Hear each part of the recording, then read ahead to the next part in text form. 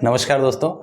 आज राजस्थान के बीएड-धारी बेरोजगार युवकों में एक खुशी की लहर है, क्योंकि 4 साल बाद बहुप्रतीक्षित अध्यापक ग्रेड सेकंड की आज विज्ञप्ति जारी हो चुकी है।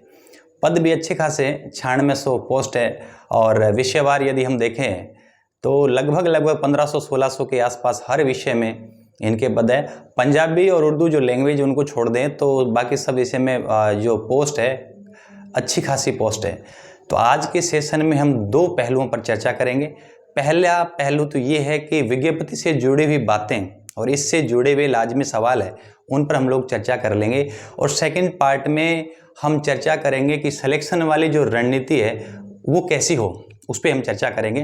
बहुत सारगर्भित हम बात करेंगे, संक्षिप्त बात करेंगे। तो आइए शुरू करते हैं कि विज्ञप्ति से संबंधित जैसा कि आप देख रहे हो तो लगभग 9600 पोस्ट हैं।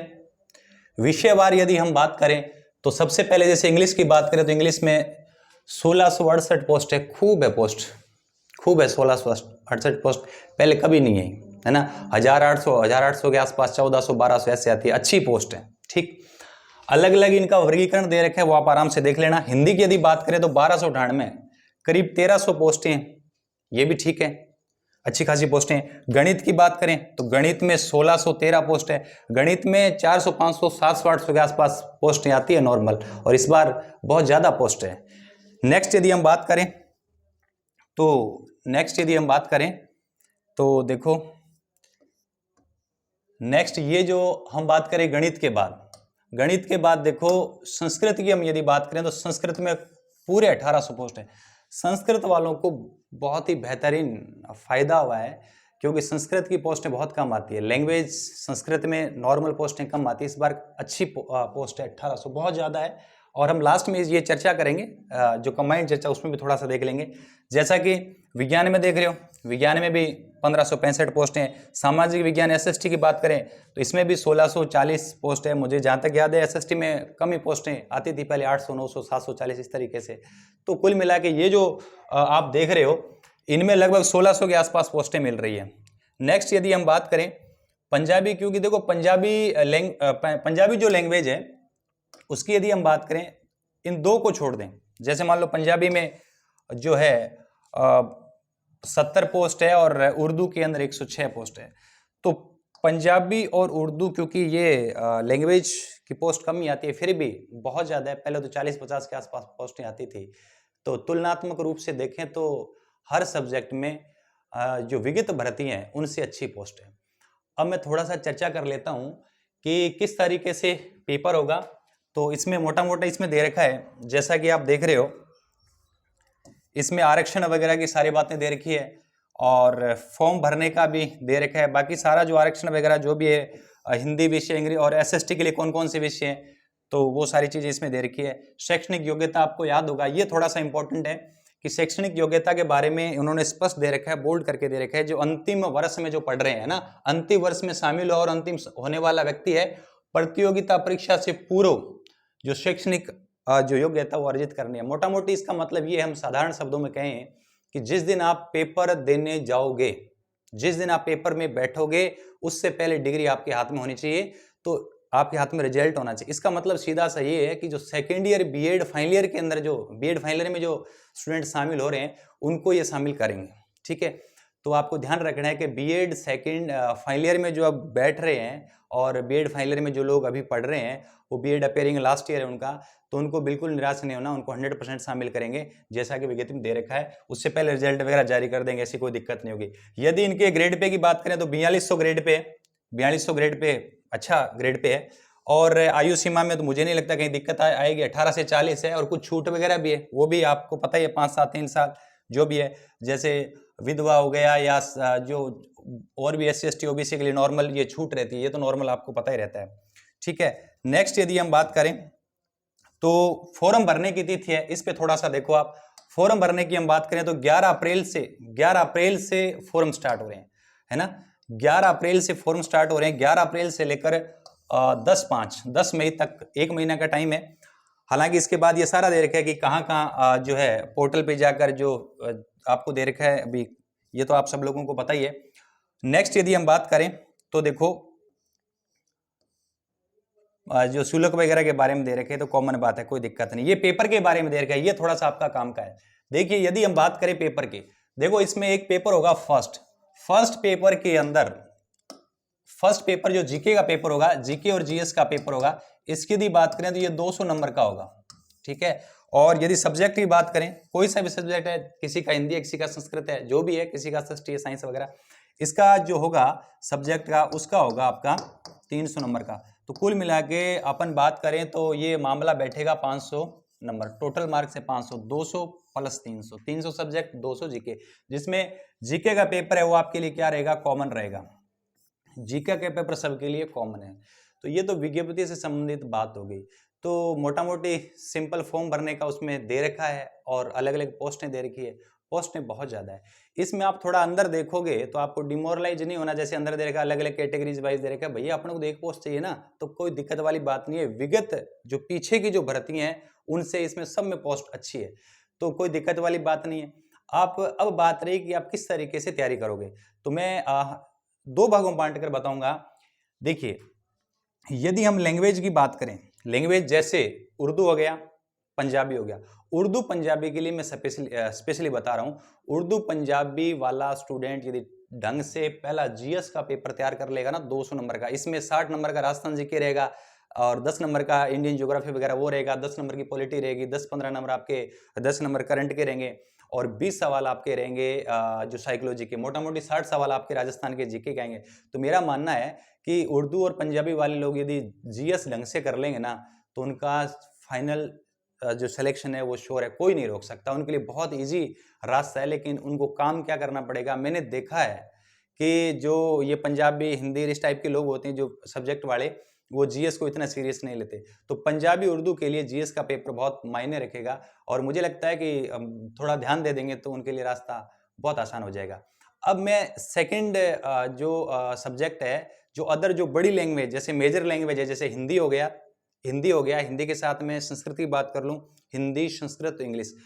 अमूमन ये देखा गया कि लैंग्वेज सब्जेक्ट स्टूडेंट क्या करते हैं, सब्जेक्ट पर ज्यादा फोकस करते हैं, जीएस पर ध्यान नहीं देते और पता नहीं क्यों इनमें टेंडेंसी बन गई। और मुझे लगता है कि जितना भी मेरा एक्सपीरियंस है, 2013 सेकंड ग्रेड में इंग्लिश से मैं सेलेक्ट हुआ वरिष्ठ अध्यापक, तो मुझे लगता है कि जीएस और सब्जेक्ट पे आप बैलेंस बना के चलोगे तो राहें बहुत आसान हो जाएगी। इंग्लिश, हिंदी और आपका जो संस्कृत, इनमें भी ये लोग भी जीएस पे ध्यान नहीं देते, तो जीएस वाला जो मामला है इसको थोड़ा सा आप ठीक करोगे तो राहें आपके लिए बहुत आसान हो जाएगी। अब तीसरे टाइप का जो ग्रुप बनता है, जो मैथ्स और साइंस वाला, मैथ साइंस के बच्चे भी क्या करते हैं कि मैथ साइंस की तैयारी करते हैं, नॉर्मल 50-60% वो पेपर में कवर कर पाते हैं, जीएस में वो भी ध्यान नहीं देते, उस वजह से उनका भी सिलेक्शन कहीं ना कहीं दिक्कत हो जाती है।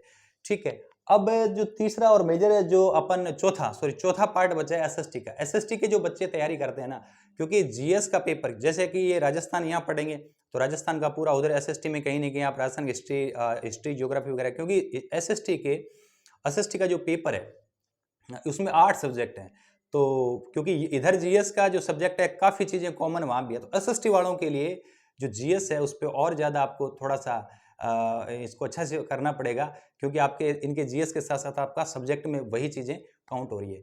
तो मैं थोड़ा सा बता दूं कि जीके का पेपर कॉमन है, मोटा मोटी बात यही निकल कर आ रही है कि उर्दू, पंजाबी, मैथ, साइंस, मैं 4 सब्जेक्ट को एक कैटेगरी में रख रहा हूँ, ध्यान सुनना, उर्दू, पंजाबी, मैथ, साइंस।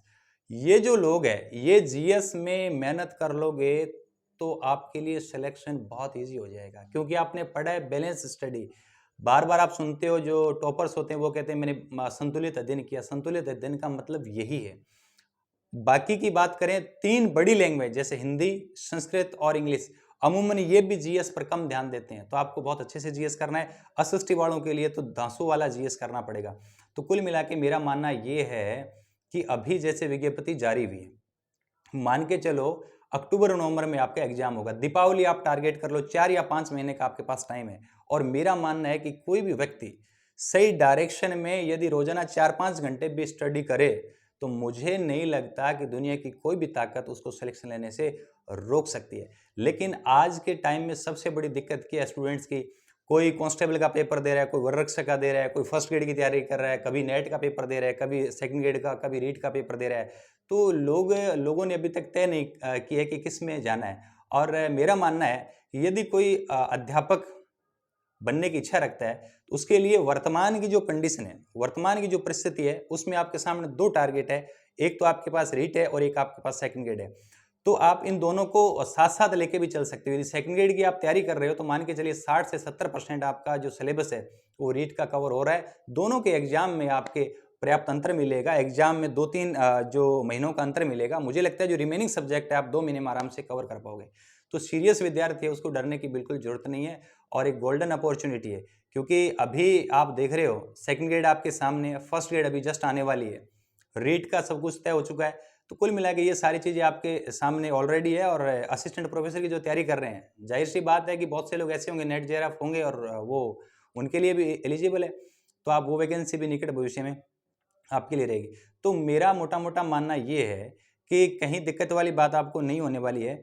आप शांत मन से एक तो सही जो है मटेरियल सेलेक्ट करना है कि आज के टाइम में मार्केट में बहुत सारे ट्यूटर है, बहुत सारी गाइड है, बहुत सारा स्टडी मटेरियल है।